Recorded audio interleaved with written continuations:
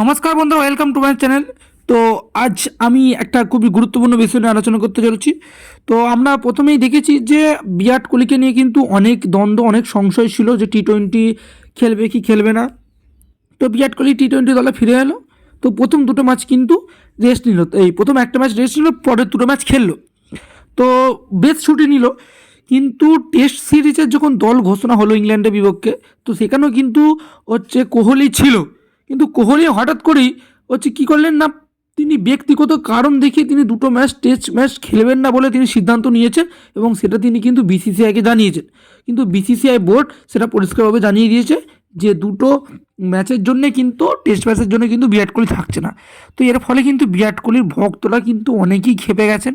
কিন্তু বোর্ড এ বিষয়ে জানিয়ে দিয়েছে যে তাদের সঙ্গে কোনো রকম ঝামেলা হয়নি, কোনো রকম সমস্যা হয়নি, এবং এই বিষয় নিয়ে কোনো ফ্যান যাতে না কোনো জল্পনা সৃষ্টি হয়।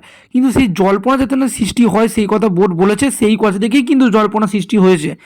তো কিছুদিন আগে খবর পাওয়া গিয়েছিল যে বিরাট কোহলি আরও হয়তো কেউ সন্তান পৃথিবীতে আসতে চলেছে। তো সেটা আমরা খবরের চ্যানেলে এবং সব জায়গাতে রেখেছিলাম। তো সেই সময় তার স্ত্রীর পাশে থাকার জন্যই কিন্তু সে ছুটি নিয়েছে। তো সবসময় যে দেশের স্বার্থে তিনি যেহেতু খেলছেন, তো তেনাকে একটু দেশের দিকে ভাবা উচিত ছিল। ফ্যানেদের এইটাই মতামত। তিনি ব্যক্তিগত কারণ দেখিয়ে তিনি বারবার ছুটি নিচ্ছেন, এটা কিন্তু ফ্যানেরা পছন্দ করছে না।